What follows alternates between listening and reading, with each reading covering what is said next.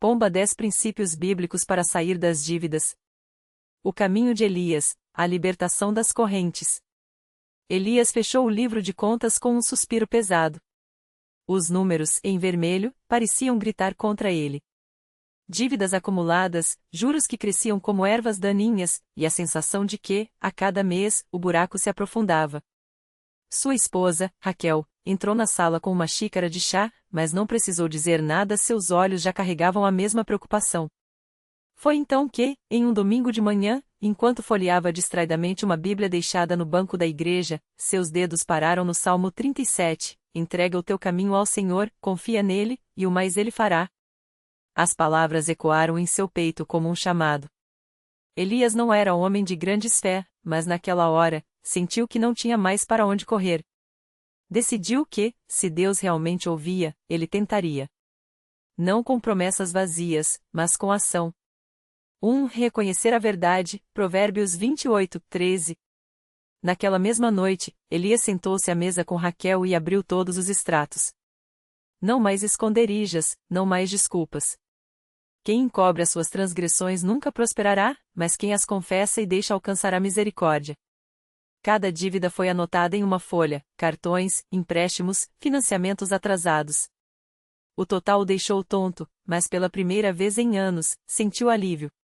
O primeiro passo para sair do poço era enxergar sua profundidade. 2. Viver com menos, Lucas 12h15.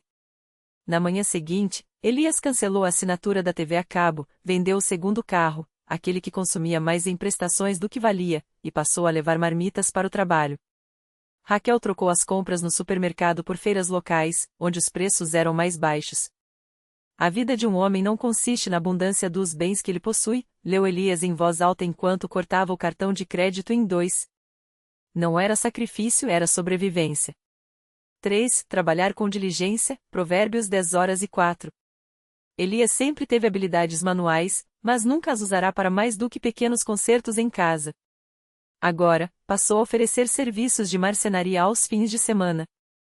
Raquel, que costurava desde jovem, começou a fazer reforminhas em roupas para vizinhas.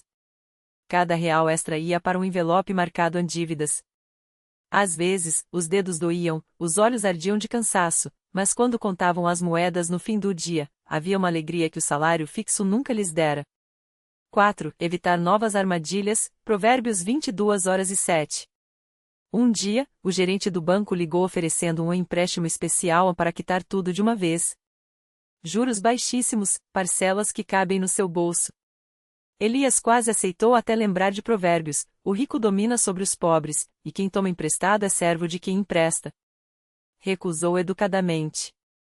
Não trocaria uma corrente por outra.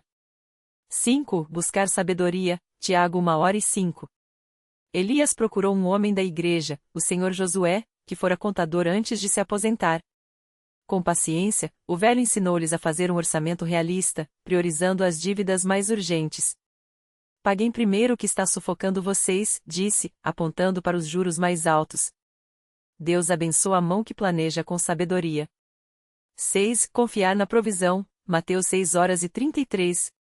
Houve meses em que o dinheiro parecia não dar. Uma vez, o aluguel e a conta de luz venceriam no mesmo dia, e o envelope das dívidas estava vazio. Raquel orou em silêncio enquanto Elias revisava os cálculos pela terceira vez. Então, um cliente adiantou o pagamento por um armário que Elias ainda nem terminara de fazer. O valor era exato, nem R$1 a mais, nem a menos. Buscai primeiro o reino de Deus, e estas coisas vos serão acrescentadas, murmurou Elias, com os olhos úmidos.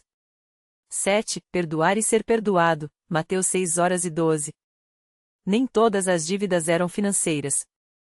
Elias devia desculpas ao irmão, de quem pedirá dinheiro emprestado anos antes e nunca pagará.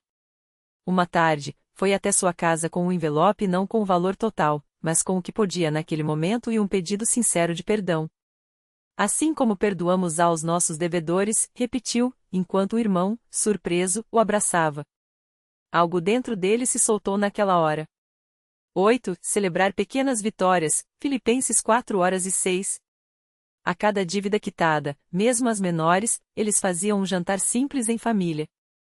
Não era extravagância, era gratidão. As crianças decoravam a mesa com desenhos, e Raquel preparava o bolo preferido de Elias. Não andeis ansiosos por coisa alguma, lia ele, enquanto apanhava o comprovante de quitação e o pregava no quadro da cozinha. A parede encheu-se de papéis, e o coração, de esperança. 9. Ajuda mútua, Gálatas 6:2. Quando a notícia se espalhou na igreja, outros casais começaram a compartilhar suas próprias lutas. Formou-se um grupo de apoio, onde trocavam dicas, oravam uns pelos outros e até faziam mutirões para gerar renda extra. Elias ensinou 2 jovens a fazer móveis e Raquel organizou uma bazar com as mulheres. Levai as cargas uns dos outros, lembrava o pastor, e eles entenderam que a liberdade não era só individual, era coletiva. 10. Manter-se livre, 1 Coríntios 7:23. 2 anos depois, o último boleto foi pago. Elias segurou o comprovante com mãos trêmulas. Não havia mais juros, nem cobradores, nem noites em claro. Mas sabiam que a batalha não terminara, apenas mudará de forma. Agora, o desafio era não cair na mesma armadilha. Abriram uma poupança, mesmo que modesta.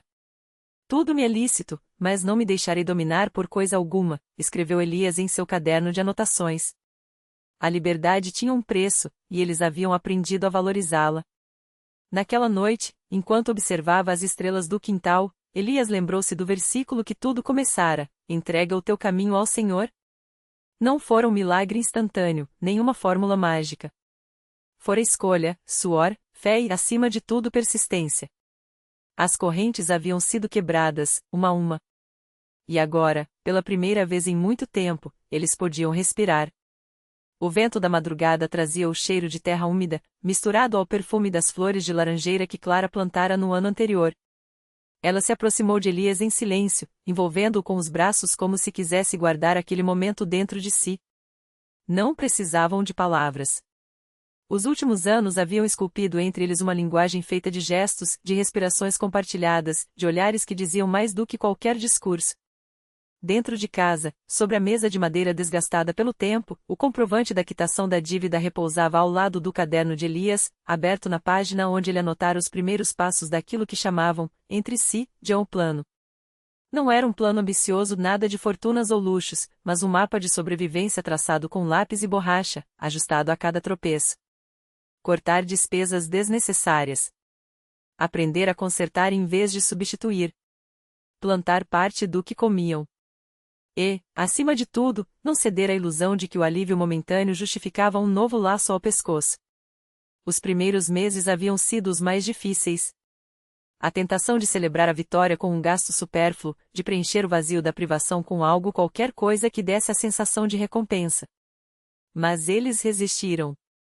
Clara costurava as roupas rasgadas em vez de comprar novas. Elias aprendeu a trocar o óleo do carro sozinho, as mãos sujas de graxa, o rosto franzido em concentração. Às vezes, riam da própria economia, como quando descobriam que podiam fazer pão em casa por 1/3 do preço da padaria. Outras vezes, choravam, esgotados, questionando se valia a pena. Mas sempre se levantavam. Agora, a poupança crescia devagar, como uma planta teimosa que brota entre as pedras. Não era muito, mas era deles. E, mais importante, era livre. Você acha que eles vão entender? Clara perguntou baixinho, quebrando o silêncio. Elias soube imediatamente a quem ela se referia. Os filhos. Daniel, com seus 12 anos e a curiosidade afiada como uma faca, e Maria, de 8, que ainda acreditava que dinheiro nascia dentro dos caixas eletrônicos. Eles haviam crescido vendo os pais contarem moedas, ouvindo sussurros tensos sobre contas a pagar. Como explicar que a escassez não era uma maldição, mas uma lição? Vamos mostrar, respondeu Elias, passando os dedos pelo rosto de Clara. Não com palavras. Com ações. E assim fizeram. Levaram as crianças ao mercado e ensinaram a comparar preços. Mostraram como um saquinho de sementes, plantado com cuidado, podia se transformar em uma horta que alimentava a família por meses. Daniel aprendeu a consertar a bicicleta quebrada em vez de pedir uma nova. Maria guardou suas moedas de mesada em um cofrinho de lata, vibrando quando, depois de semanas, conseguiu comprar sozinha um livro usado na feira. Não era uma vida de abundância. Mas era uma vida de escolha. Certa tarde, enquanto regava as plantas, Clara encontrou um envelope amarelado entre os papéis antigos de Elias. Dentro, uma foto deles dois, mais jovens, sorrindo diante de um carro 0 km, aquele que os afundara em dívidas anos atrás. Ela segurou a imagem entre os dedos, sentindo o peso da ironia. Aquilo que um dia parecerá a chave para a felicidade agora não passava de um pedaço de papel, um lembrete de como as coisas podiam desandar quando se confundia querer com precisar. O que a gente faz com isso? Perguntou a Elias, estendendo a foto. Ele olhou para o retrato, depois para as mãos calejadas de Clara, para o quintal onde as crianças brincavam, para a casa modesta mas cheia de uma paz que o dinheiro não compra. Guarda, disse, sorrindo. Para lembrar que a gente já foi bobo. E que não vai ser de novo. E atirou o envelope ao fogo da lareira, onde as chamas devoraram o passado sem deixarem cinzas de arrependimento. Só luz. Só calor. Só o que bastava. A noite caiu sobre a casa como um cobertor grosso, abafando os ruídos do dia. Clara ficou observando as brasas, o brilho dançando nas paredes de barro, enquanto Elias arrumava as ferramentas no celeiro. As crianças já dormiam, exaustas das corridas pelo quintal, dos gritos e risadas que enchiam a casa de uma vida que, apesar de simples, era deles. Ela se levantou, passou os dedos pela mesa de madeira gastas pelos anos, pelos pratos mal lavados, pelas migalhas de pão que sobraram do jantar. Tudo ali tinha história. Tudo ali tinha sido conquistado com suor, com noites mal dormidas, com escolhas que doíam no início, mas que agora pareciam óbvias. Do lado de fora, o vento soprava fraco, trazendo o cheiro de terra molhada. Elias entrou, tirando o chapéu, o rosto marcado pelo sol e pelo tempo. Sentou-se à mesa sem dizer nada, como faziam há anos, quando as palavras não eram necessárias.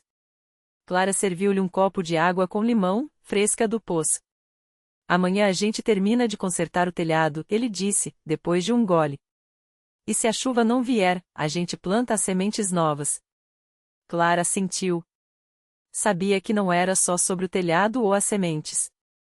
Era sobre seguir em frente, sobre não deixar que o passado, aquele queimado na lareira, volte a assombrá-los. A Maria pediu para ir para a cidade no sábado, ela falou, secando as mãos no avental. Diz que quer ver a feira. Elias sorriu, como se já esperasse por aquilo. Então a gente vai. Mas ela sabe que não é para pedir nada, né? Sabe. Clara riu baixo. Mas você sabe como ela é. Ele balançou a cabeça, como se a teimosia da filha fosse algo que o orgulhava em segredo. Depois, ficou sério. A gente tá bem, Clara. Ela olhou para ele, para as rugas ao redor dos olhos, para as mãos que ainda seguiam firmes apesar dos anos. E soube que era verdade. A gente tá. Naquela noite, enquanto o fogo se apagava devagar, eles deitaram-se ouvindo o silêncio da casa, o respiro das crianças, o som distante de um animal noturno. Não havia mais dívidas a pagar, nem sonhos irreais a perseguir. Só o amanhã, que chegaria como sempre chegava, com trabalho, com amor, com o suficiente. E, pela primeira vez em muito tempo, isso era mais do que bastava. O vento da madrugada trouxe o cheiro de terra molhada, sinal de que a chuva havia passado pela região durante a noite. Clara acordou antes do sol, como sempre, e ficou um instante deitada, ouvindo o murmúrio dos filhos no quarto ao lado. A mais nova, Maria, resmungava algo no sono, enquanto o mais velho, Pedro, já se mexia na cama, pronto para pular no chão assim que a luz do dia permitisse. Ela se levantou sem fazer barulho, vestiu a saia de algodão desgastado e o xale que a mãe lhe dera anos atrás, ainda forte apesar das remendadas. Na cozinha, o fogão a lenha estava frio, mas bastou um sopro para avivar as brasas que dormiam sob a cinza.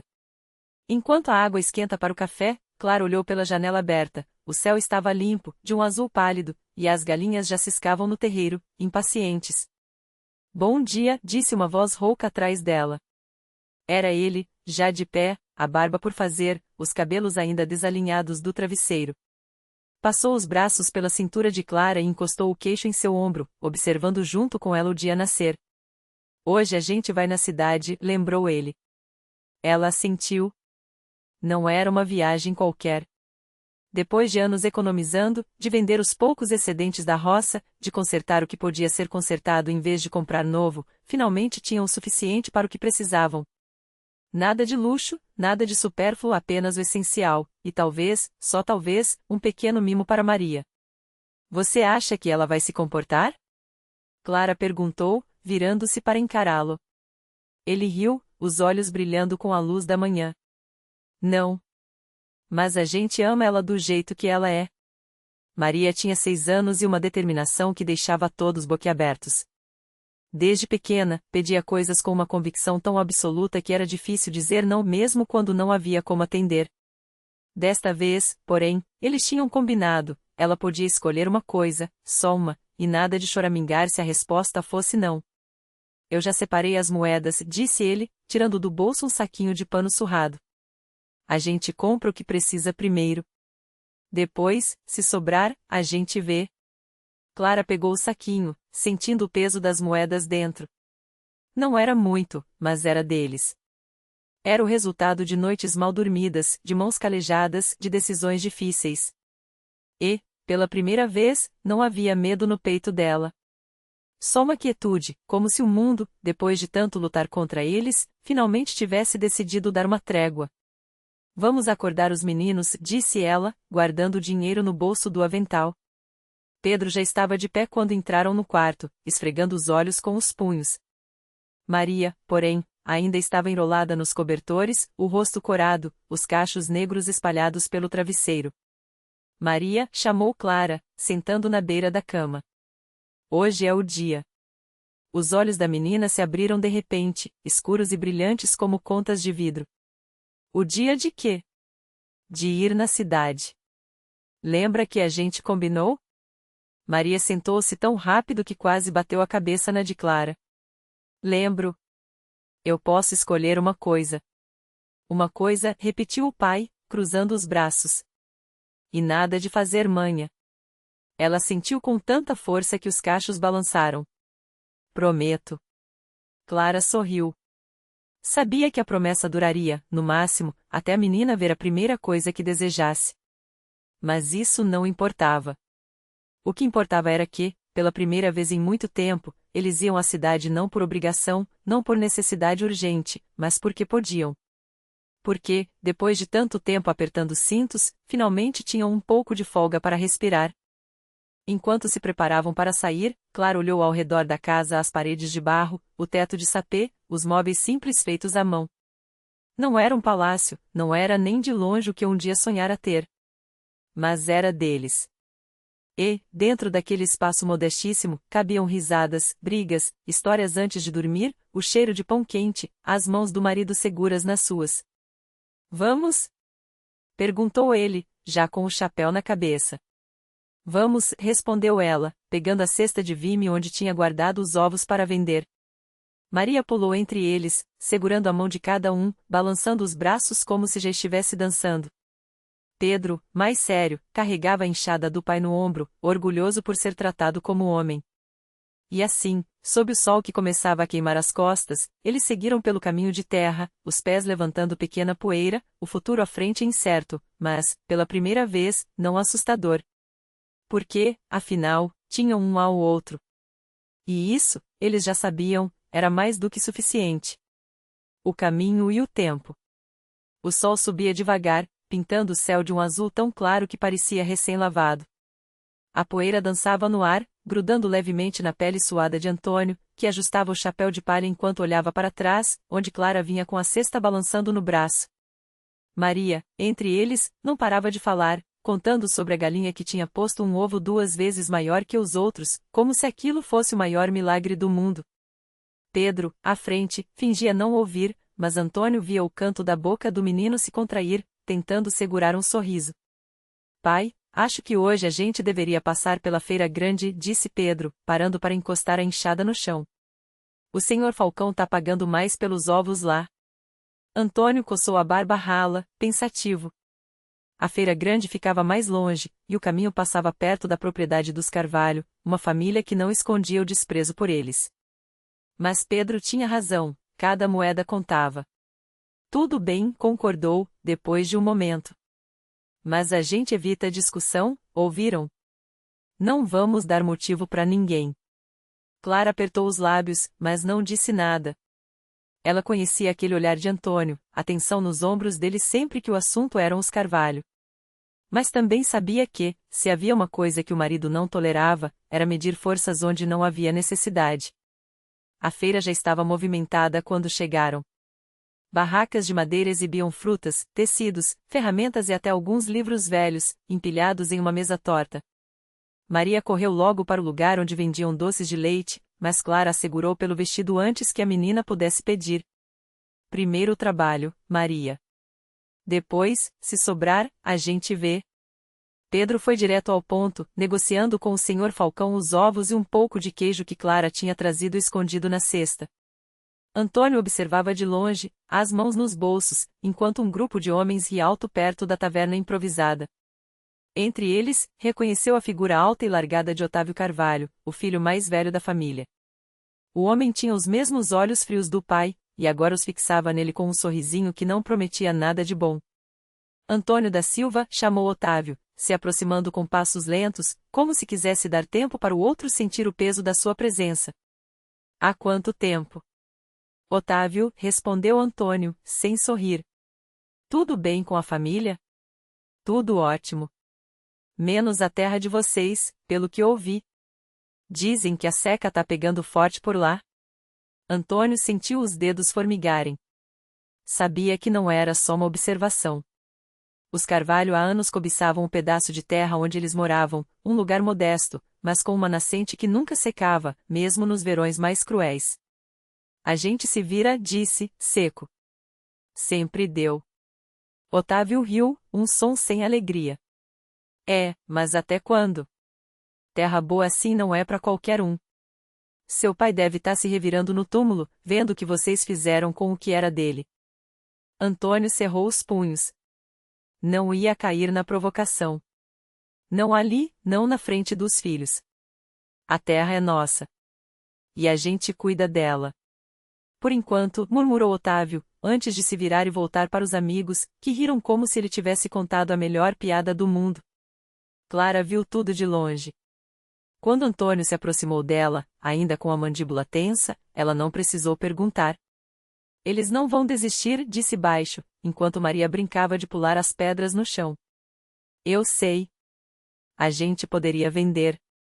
Arrumar um lugar perto da cidade, onde as crianças tenham escola de verdade.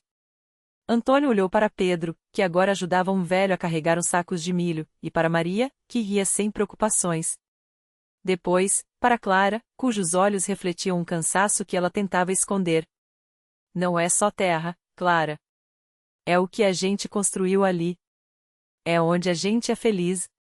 Ela suspirou, mas não discutiu. Sabia que, para Antônio, aquele pedaço de chão era mais do que propriedade. Era a única coisa que o pai dele tinha deixado, a única coisa que ninguém podia tirar deles até então. No caminho de volta, o sol já inclinava para o oeste, pintando tudo de dourado.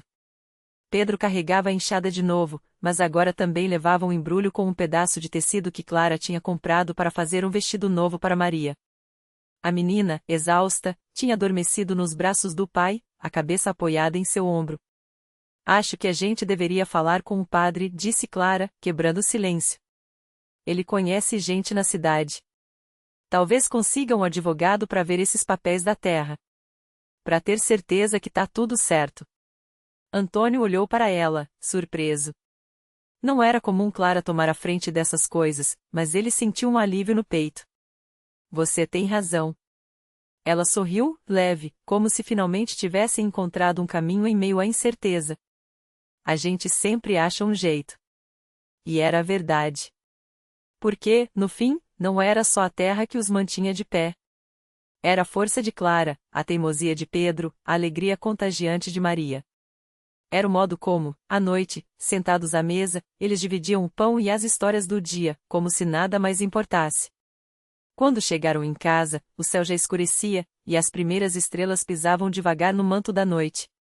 Antônio acendeu a lamparina, enquanto Clara deitava Maria na cama de madeira, cobrindo-a com o cobertor remendado. Pedro, sem ser mandado, foi buscar água no poço, e quando voltou, encontrou o pai sentado na porta, olhando para a terra que se estendia diante deles. Vai dar tudo certo, pai, disse o menino, sentando-se ao lado dele.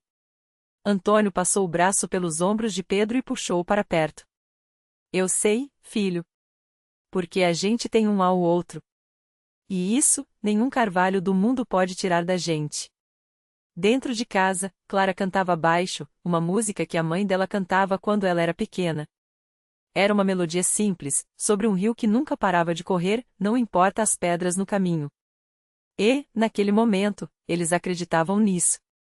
Porque, afinal, o futuro ainda estava à frente e incerto, sim, mas cheio de possibilidades. E eles estavam prontos para enfrentá-lo. Juntos,